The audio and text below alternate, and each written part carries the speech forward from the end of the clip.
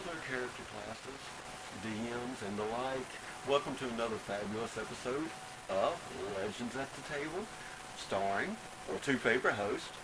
I'm Joe. And I'm Lindsay. We're here once again to possibly teach, learn, develop our games, and help with your games. Various ideas, various points, but right now at this time we're covering the basics of the game, basics of the system, and today's discussion covers... We're going to be talking about HP, AC, and skill checks. So, just a little point of reference for this, and I mentioned it in our last little video where I talked about Critical Role. So we put out a video where we listed we were going to do 5 things. We were going to do ability scores, proficiency bonus, and then HP, AC, and skill checks. And we were going to talk about that, and we did that. But we are using new equipment, and as I explained in the other video, I did not pay attention to what our equipment did, and I had it set up a certain way where we lost half the video of what we did. So here we are again. I apologize for it, and here we are to cover what we meant to cover in the last video, but that video still turned out to be pretty long. So when you guys watch it, we do appreciate you guys sticking with us in these long videos. But let's go ahead and get into it. Again, apologies all around. And we're going to jump right into HP. So hit points. What is HP? What are hit points? Is the amount of damage you can take before your character is out. Yes, so pretty much before you hit 0 HP and you go unconscious. So, just a little point of reference. For you veterans out there who have not played 5th edition yet, so I'm not sure, I don't remember exactly with 2nd exactly how it worked once you went unconscious, once you went beyond 0, but I do know for things like 3, 4, and games like Pathfinder, you hit 0 and you start taking negative hit points. And you have to recover those negative hit points before you become conscious again. Absolutely. And gain health. Now, is that right for 2nd edition too? Very much. You're, as the phrase will go, knocking on death's door from 0 to -10. And just as much, if you was -6, somebody poured a potion down your throat, you got 5 back, you're still negative. So now, in 5th edition, it is a bit different from that.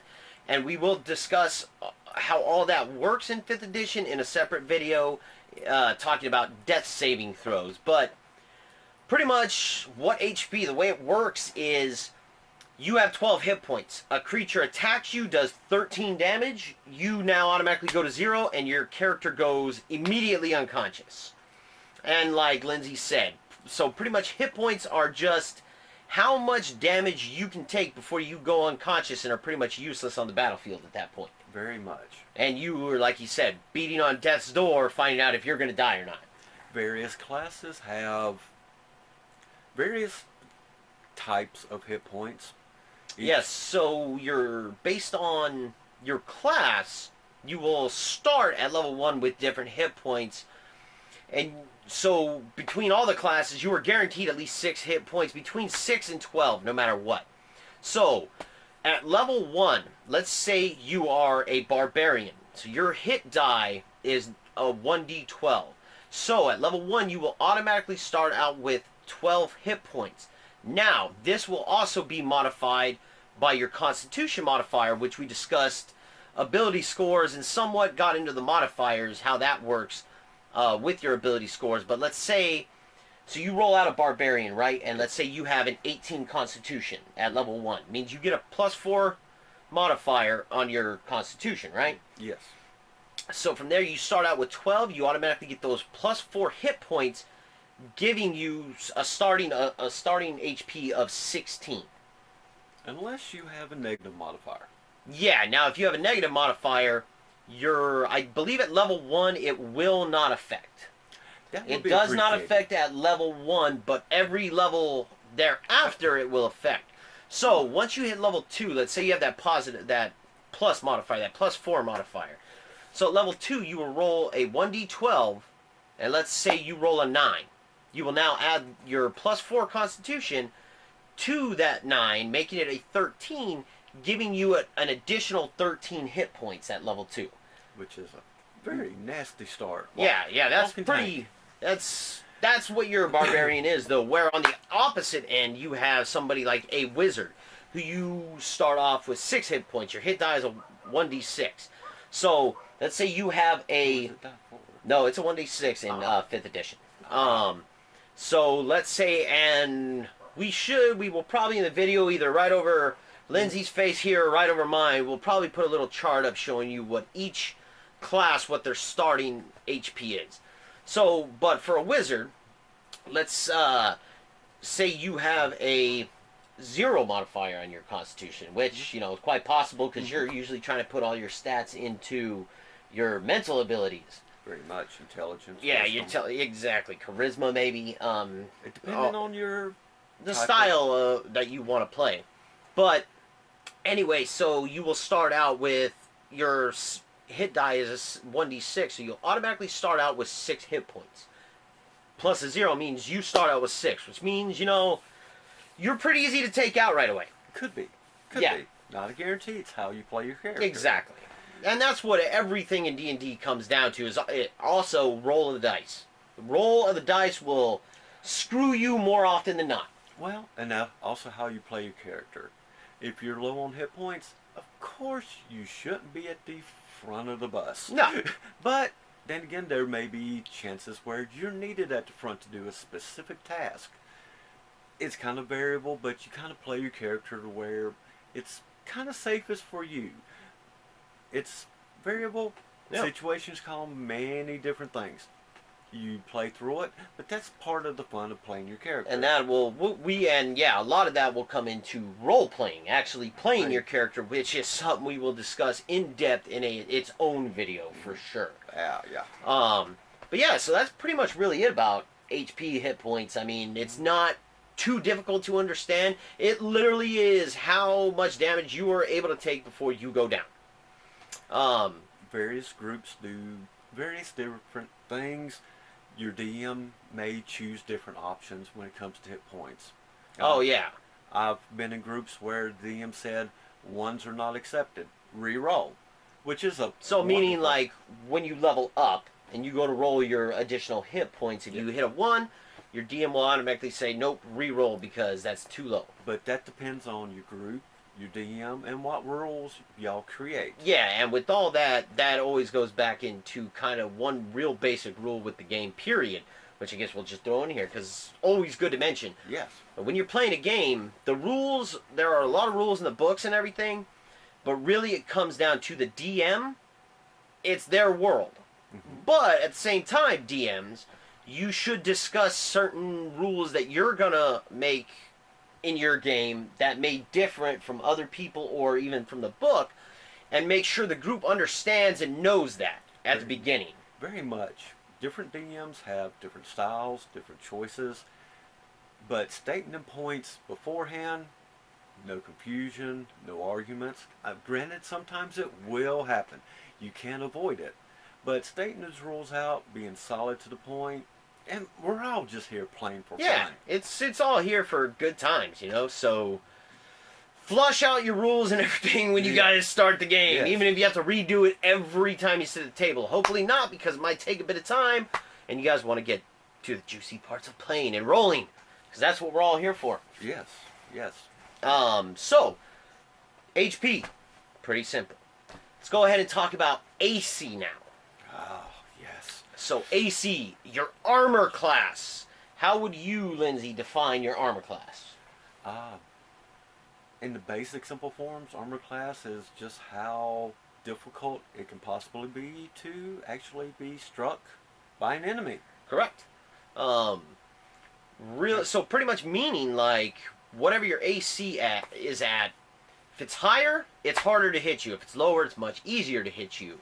So how do you get to your AC, right? Well, luckily thing I find very nice of 5th edition, you automatically start with 10. Yes, every creature in the game except for maybe a fish flopping on the ground or something like that, you know, and that will be to the DM. Again, a lot of this stuff will be up to the DM, but pretty much creatures, anything you're going to be having enacting in combat with, has at least an AC of 10. What that means is, if you're looking at your die 20, die 10, the 10 on there is the minimal point on your die 20, because you'll be using that die 20 for your attack roll. Yeah, all your attack rolls are pretty much, they're all going to be a D20. That's how you hit things in But D&D. looking at it, you've got 10 out of 20.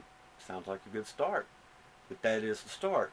Next thing that comes into play would actually is your armor. hit bonuses. That's for attacking, but you're right. I'm sorry. Is your armor. So, how do we figure out your... let's simplify this. How do we figure out the AC? So again, no matter what, you're going to have 10. Then you will build on that through armor, as well as your dexterity modifier, and possibly magic items, but that will be more than likely much later in your game. If we're talking about starting at level 1. So, let's say, starting the game, you're a rogue, right? You're given, your DM says your starting equipment, you have standard leather armor. And let's say you've rolled out your stats and you have, thankfully you have an 18 for your dexterity, right? Giving you a +4 modifier. So, you have leather armor. This is going to give you an automatic 11 for your AC. 11. Now you have your +4 from your dex, and you would add that because using leather armor, which falls under the class of light armor, allows you to add a maximum of your dexterity, any of your dexterity, period. You can add all your dexterity modifier to it. So, if you're a rogue with leather armor, gives you 11, you have a +4 modifier, you now have a 15 AC, meaning that if a creature is trying to attack you, let's say it has a hit bonus, a +2 to its hit. So, it's trying to attack you. It rolls its D20, and let's say it lands a 12. It has a +2 modifier to that, correct? We'll add to the fun of realisticness to the point right now. Your DM rolls out. Wow. And if he rolls as bad as I do... 2, that will give that creature a 4 to its total hit against you, which means you have an AC of 15, it completely misses you. Now, how you determine that point is all into the fantasy mind of the DM. You could call it as he swings, you dodge. Yeah, or exactly. You could just say you're standing. It's how you want to picture They swung, the goblin swung its shoddy blade at you. It scraped across the shoulder piece on your plate armor and just kind of bounced off. You looked at it, kind of chuckled, and now it is your turn, player. What do you do? And from there, you'll go on and do whatever. And phrase it out however you want to. Yeah.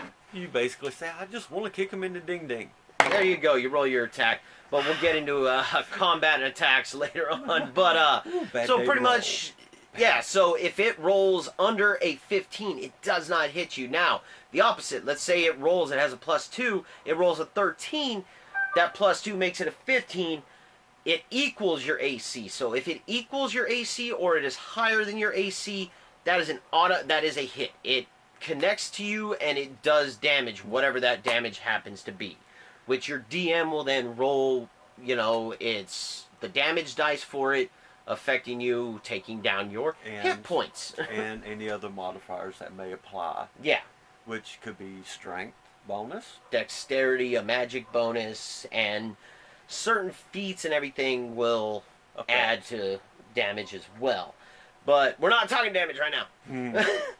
But what we are trying to say, convey to you guys pretty much is the higher your AC, the harder it is for you to take damage. The lower, the easier. So, and again, that's augmented and modified by what armor you're wearing, your dexterity scores, maybe some extra feats, a shield possibly, or actually other bits of stuff that may be in the area that calls coverage. Yeah, coverage is something we will get into because that will add to your AC, making it effectively harder to hit you because half of your body is covered by a stump or a large boulder. You're using a tree as protective cover. Gives you partial coverage will add to your AC. Make sure that's while you're being the player, you got to make sure to listen to them details the DM throws at you. If he's Well, and ask your DM as well as a player. You know, like say, hey, okay, I want to move 15 feet over here behind this wall, but I want to be able to see, so I'm gonna go ahead and I'm gonna peek out a little bit. Do I have cover? And you know, your DM will say, well, you got half coverage or 3/4, and that will augment your AC as well. So while you go hide behind that wall, the goblin that was 20 feet away fires a arrow at you, rolls below. Let's say it rolls a 9, it's got a +2 maybe. That gives it an 11. You have an AC of, let's say you just have an AC of 10, but that, say you have half cover, I believe that gives you a +2 to your AC, causing you to have a 13 AC, and that 11 misses you. Yep. It hits the wall, bounces off, gets your attention though. Yeah, very clearly. Lots of varied factors, but definitely listen to your DM, way he describes the situation. Key details. Yeah, and that's also a tip for you guys as DMs. Try to incorporate and explain to your players, you know, what is on the field if you can. Like, and it doesn't have to be anything spectacular. You don't have to go spend hundreds of dollars on miniatures just to show everything. It's nice, and believe me, we do it and we love it. It makes the game a little more interactive and maybe draws you in a little more, but you can use just extra dice or little cut up pieces of wood or items, anything you can. Whatever you can show to the DM can convey to the players what he sees. Helps. Details help. Yeah. Ask for them. Just grip into them. Everything helps your character. Oh yeah. So let's go ahead and get again AC. So pretty much how easy or hard it is to hit you, and there are a ton of factors that will either raise or lower your AC depending on what's going on, including magic items and stuff like that. Cockroach DM. So let's go ahead and get to the next topic, which is skill checks. So skills. Your skills are pretty much what you're going to use to determine whether you can effectively accomplish a certain task. And being proficient in these skills will help you complete these checks. So, skill check, what is it? Depending on, let's give you guys an example. So, let's say your bard is trying to convince the shopkeeper to give you a better deal on your health potions that you guys have just are trying to procure, so that way you can go into this cave and battle a bunch of hyenas or something. Maybe some gnolls or have taken residence. Whatever the case may be. Doesn't matter. Your bard is using his persuade. Let's say he's trying to persuade. He's trying to be an upright guy, and he's just trying to convince the shopkeeper, like, hey, you know, we're good customers. You know, we'll come back. We come to this town a lot. How about you give us a deal and we'll come spend more money? So, you are going to make a persuasion check, which in this situation, based on how the DM feels about it, it'll either just be a persuasion check to see if you can accomplish talking him into doing this for you, or maybe it's going to be a contested check against his insight skill to see if he actually trusts you. So, let's say your DM, not knowing this more than likely, is expecting you to roll at least a 15 for a persuasion check, right? To see if you can succeed. Anything under that's going to be a failure. So let's say your bard has a +4 constitution modifier. Say he has an 18 on his constitution, which, good job, because that's what your bard needs. But let's say he's got a +4. You go ahead and roll a d20 to make this check. Let's say you roll a 10. Mm-hmm. You need to beat a 15. You got a +4, but, and so that comes out to what, 14, correct? Absolutely. But let's say, being a bard, you're proficient in your persuasion skill, and let's say you're at level 1. That gives you a +2 in your proficiency bonus, kicking you up to a 16, meaning you succeeded. You're the shopkeeper. You know, I do like you. I trust you. We're going to go ahead and I'll give you 50 gold off per bottle. those points are kind of played in the play of the action. You just beat the score, but you just beat it just barely. Maybe the shopkeeper will Give not you get, 10 instead of 50, you know, depending on how the DM looks at it. But or that's the thing about with charisma skill checks, how I feel about them. Charisma skill checks compared to a lot of other ones, I would say convince on how well you can either lie, persuade, or intimidate, plus what your score is. I think as a DM gives me a little more play and allows me to, and well, actually, you as the character taking the time to actually lay it out on the table. You've got to persuade this shopkeeper to sell. So you've got to really play your character and go, but great sir, we come here quite often. We see you have a wonderful selection. We would love to procure quite a bit of them, but we're a little short on funds. But if we could work it out together, come to a mutual agreement, you've got to play it at the table. yeah, and maybe one of your friends could sit there and help give advantage to you by helping as well and assisting, telling the shopkeeper something like, well, you see, sir, we just landed this great job clearing out these gnolls out of the cavern about 5 miles up the road, and we've been offered quite a large sum of gold pieces to take care of this problem for your town. So once we take care of this, we can head back, and we'll be more than happy to spend more money in your shop. And your persuasion can be actually fibbing very much. Well, we're working for the city, sir. So shouldn't we deserve a special discount because we are working from the constable's point of view? Throw it in there. That's the point of persuasion. Yeah. And then, you know, well, and like maybe fudging a little bit in the persuasion is fine. But if you want to outright lie, you'll use your deception skill. And those can be some of the funnest things just to see what you can come up with a lie. But let's go ahead and talk about some other skills. So, your skills are all based off your ability scores. And the only one ability score that does not involve any skill checks is your constitution. Because that, again, is just kind of how healthy and tough you are. But, you know, your strength, you have, like, athletic abilities, so what you can lift, far you can jump, how fast you can run. For dexterity, you have acrobatics, stealth, sleight of hand. You know, how well you can jump, how well you can hide, how well you can pickpocket. And then with intelligence, you have arcana, history, nature, religion, and I'm missing one more, I know I am. And then with wisdom, you know, you have nature or medicine, survival, insight, perception, charisma, as we talked about, intimidate, deception, and persuasion. And there are a few more.